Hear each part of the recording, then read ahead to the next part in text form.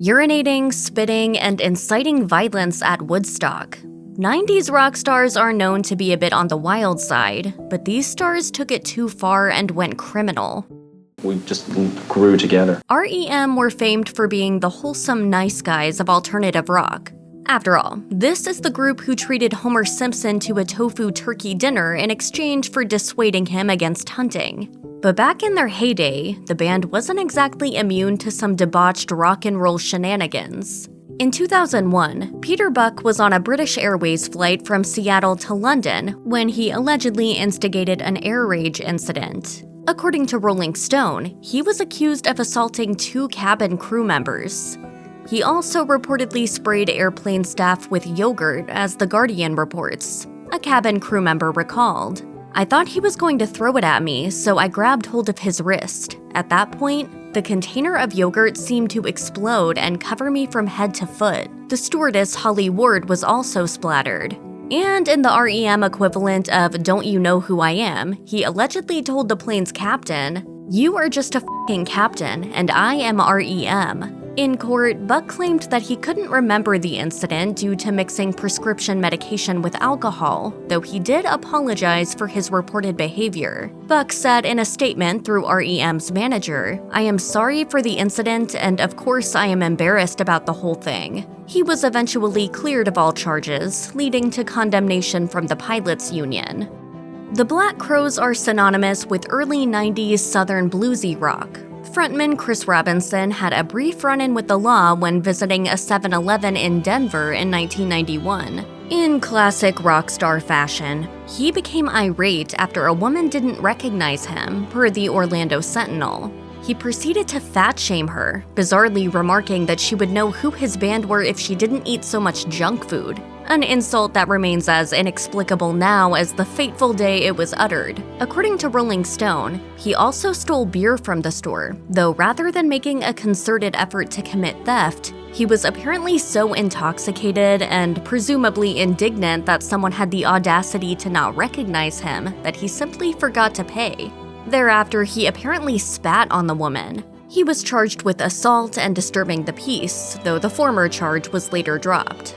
Accordingly, he was sentenced to 6 months probation and had to pay a $53 fine, though no doubt this hardly burnt the pocket of the millionaire rock star. Speaking to The Independent in 2008, Robinson acknowledged that he had mellowed since his early hedonistic days as a rock star. Life is different than it was in the 90s. Part of getting older is realizing that you can integrate all these different areas of your life, rather than the adolescent mindset, which for me lasted a long time, which says it's all or nothing. I remember seeing security guards leaving, and everything that could go wrong went wrong. Woodstock 99 has gone down as one of the most disastrous music festivals in history. While the original 60s Woodstock was ostensibly a celebration of peace and love, the musical landscape had changed significantly by the 90s. With the advent of nu metal and a prevalent bro culture, Woodstock 99 was a recipe for disaster. Much memed Limp Bizkit frontman Fred Durst has long been blamed for inciting a riot, which was allegedly the catalyst for the subsequent unrest that plagued the festival. According to The Guardian, Durst was performing his band's hit track Break Stuff when he allegedly encouraged his fans to tear down the plywood around the PA tower, on which they then began to crowd surf. Durst later claimed that he was not responsible for what followed, but those who witnessed the ensuing carnage say otherwise. According to an onlooker, Durst told fans to tear up, and they dutifully obliged, per The Ringer. Woodstock promoter John Schur made similar claims, explaining, "You had a cheerleader in Fred Durst who, if I haven't said enough times, is a complete asshole." It should be noted, however, that the riot in which the festival ended did not occur until the following day. Speaking to Variety in 2019, Durst argued that he was used as a scapegoat, saying, "It's easy to point the finger and blame us, but they hired us for what we do, and all we did is what we do." When the Red Hot Chili Peppers first launched onto the rock landscape, charismatic frontman Anthony Kiedis exhibited his unusual blend of arrogance and sensitive soft boy realness. It was this unique persona that endeared fans towards him. In particular, Kiedis was popular among women and girls in his heyday. But his availability to young female fans would lead to some horrific behavior on the part of the rock god. In his autobiography Scar Tissue, Kiedis openly admits to statutory rape of a 14-year-old girl, whom he met when the band was on tour in New Orleans. Mere minutes after meeting the girl, and before he could ask her how old she was, Kiedis had sex with her. She mentioned that she was still in school, which didn't faze the musician, before revealing that she was just 14. Despite learning that his sexual partner was a child, Kiedis admits that he had sex with her again. The girl would go on to inspire the Chile song Catholic Schoolgirls Rule. When the girl's father, a police officer, found out about the relationship, he was enraged and sought vengeance against Kiedis. She wasn't the only underage girl to have an inappropriate relationship with Kiedis. In a TikTok video, actor Ione Skye confirmed that she was just 16 when she began dating the musician, who was 8 years older. Do I approve of this age gap? No, not at all. Tripp Eisen found fame in the 90s as a member of nu metal bands Dope and Static X, as well as the gothic horror group Murder Dolls. His time with Static X came to an end when he was accused of shocking crimes against children. In 2005, a then 39-year-old Eisen was arrested for allegedly assaulting 2 underage girls. According to prosecutors, he had met one of the girls, aged just 14, on the suspiciously titled website Find a Freak, where he expressed an interest in meeting elementary school children and purported to be a 31-year-old Static X fan. He was accused of luring her away from home, kidnapping her, and committing statutory rape. The musician was found guilty of child sex abuse and sentenced to 1 year in prison. In 2008, he was sent back to jail after violating his parole. In the late 2010s, Eisen attempted to reintroduce himself into the rock scene, leading to a major backlash. In an angry Facebook statement, Eisen was condemned by his former bandmate Edsel Dope.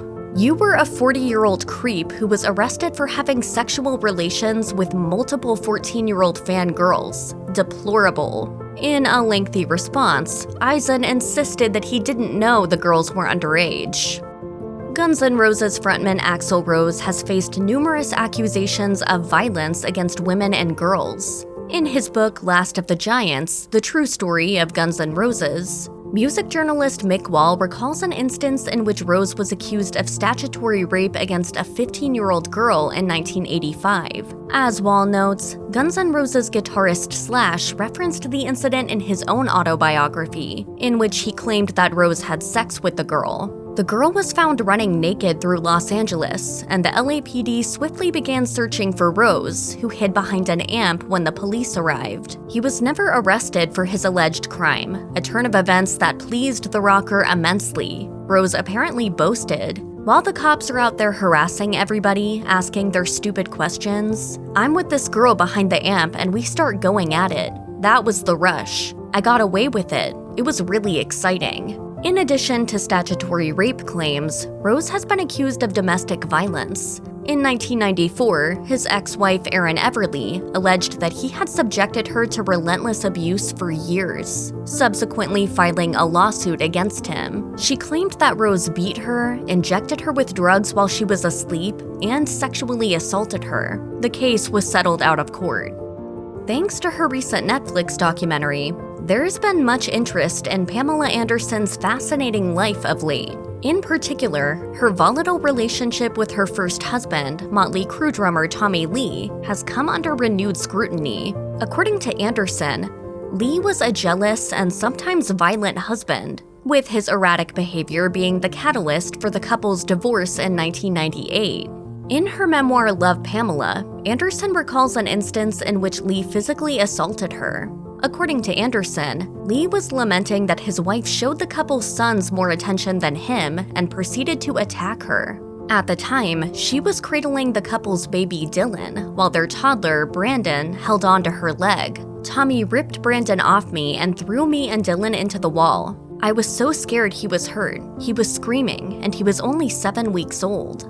Although she said that the divorce was one of the hardest things she ever went through in her life, she conceded that separating from Lee was vital in order to protect her children. The best reward is to really see your kids grow up. Subsequently, Lee was sentenced to 6 months in jail for spousal abuse, per the Los Angeles Times.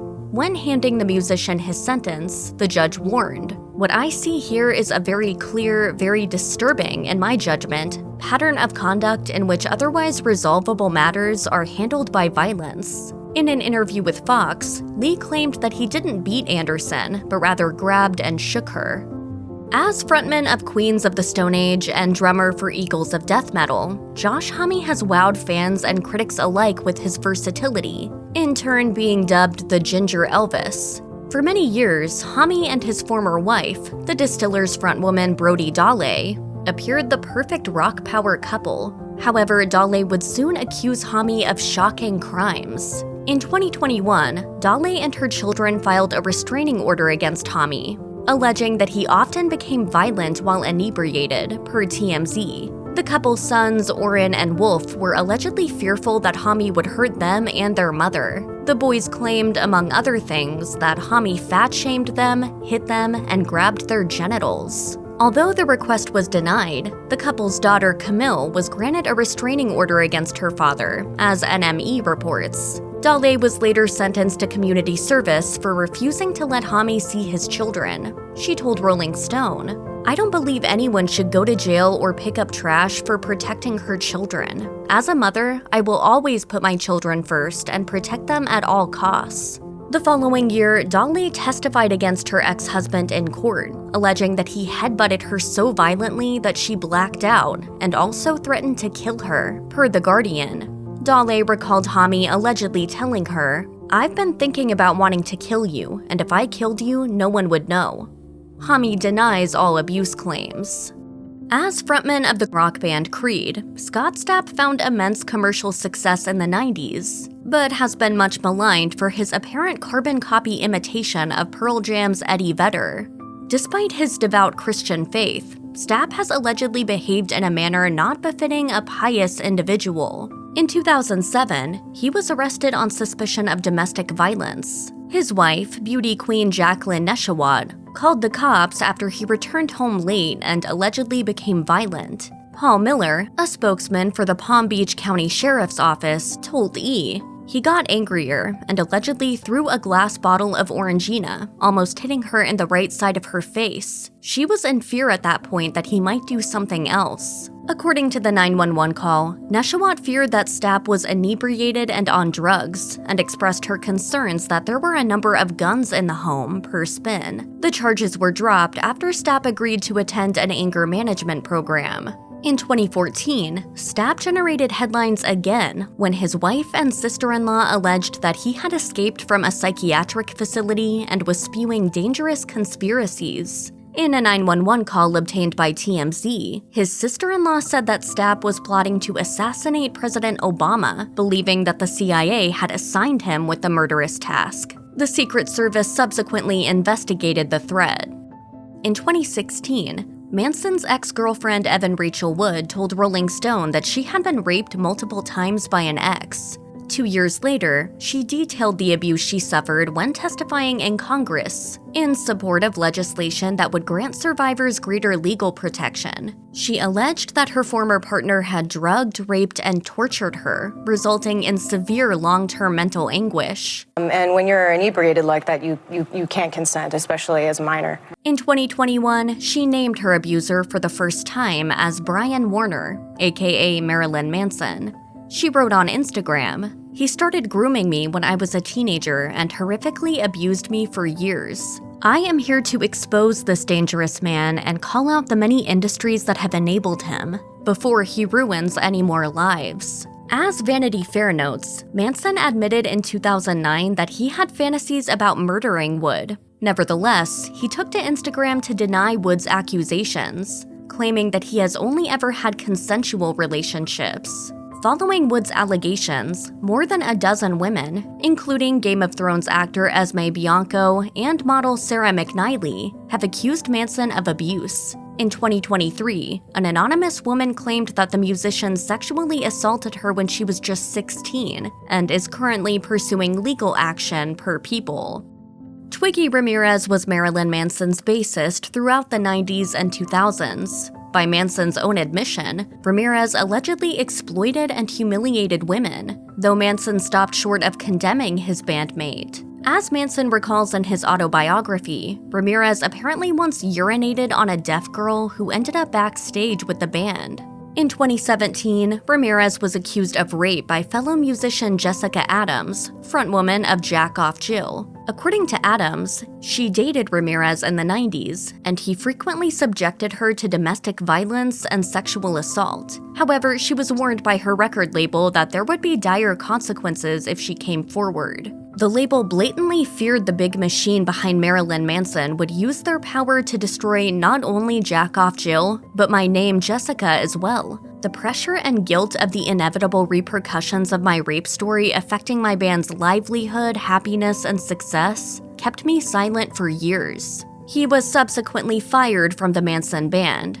In a statement, Ramirez did not deny the allegations. He said, "I do not condone non-consensual sex of any kind. If I have caused anyone pain, I apologize and truly regret it." In her documentary Phoenix Rising, Evan Rachel Wood suggested that Ramirez brought out the worst in Manson, with the latter's infliction of domestic violence coinciding with Ramirez rejoining the band in 2008. Violence that begins in the home begets other violence. It's a cycle, and it bleeds into so many problems in our country and our society that we are not even aware of. As frontman of Red House Painters and Sun Kil Moon, Mark Kozelek has been an indie rock mainstay since the early 90s. The musician is famed for his confessional songwriting, in which he freely admits to being responsible for some truly abhorrent behavior for which he apologizes through song. Despite the confessional and apologetic nature of his lyrics, Kozelek seemingly hasn't learned from his past actions and continues to court controversy. At a concert in London in 2015, he called out Laura Snapes, a journalist for The Guardian, declaring, per The Independent, "Laura Snapes totally wants to f*** me. Get in line, Laura Snapes totally wants to have my babies." The remarks were made in response to some questions that Snapes previously asked an irate Kozelek in an interview. Subsequently, there have been claims that Kozelek's apparent misogyny has resulted in violence against women. In 2020, Pitchfork published an expose on Kozelek after 3 women alleged that he sexually abused them. One of the women, speaking under the pseudonym Andrea, was just 19 when she met the musician, who was 47. Andrea accused the songwriter of exposing himself and pressuring her into non-consensual sex. The following year, Pitchfork reported that 7 more women had come forward with allegations of sexual assault against Kozelek. He denies all the claims. Experimental noise rock band Swans, fronted by the moody baritone Michael Gira, have been around since the 80s. The band found recognition in 1996 with the release of their breakthrough album Soundtracks for the Blind, which was hailed among Terrorizer's 100 most important albums of the 90s. A bad-tempered figure, Gira is known for penning lyrics of a darkly sexual and violent nature. According to one of his former collaborators, such lyrical content is reflective of his behavior behind the scenes. In 2016, the musician Larkin Grimm, who worked with Gira in the late 2000s, accused him of sexual misconduct. In a since-deleted Facebook post, Grimm alleged that Gira kept pressuring her for sex. When she declined, he allegedly raped her when she was passed out and drunk. On his own Facebook account, Gira staunchly denied the claims. His wife Jennifer asserted that Grimm was mentally unstable and lying. He then made an official statement, obtained by Pitchfork, in which he admitted that he did have sex with Grimm, but insisted that the encounter was consensual. However, Grimm hit back against such claims, suggesting that Gira's statement was an admission of guilt. This is a perfect example of why we need to have education about consent. In a gentlemanly move, he admits the act happened, but cannot conceive of himself as a rapist. Thank you, Michael Gira, for your honesty. Unfortunately, this was still rape. I said no to you many times before. If you or someone you know may be the victim of child abuse, please contact the Child Help National Child Abuse Hotline at 1-800-4A-CHILD. That's 1-800-422-4453, or contact their live chat services. If you or someone you know is dealing with domestic abuse, you can call the National Domestic Violence Hotline at 1-800-799-7233. You can also find more information, resources, and support at their website. If you or anyone you know has been a victim of sexual assault, help is available. Visit the Rape, Abuse, and Incest National Network website or contact RAIN's National Helpline at 1-800-656-HOPE. That's 1-800-656-4673.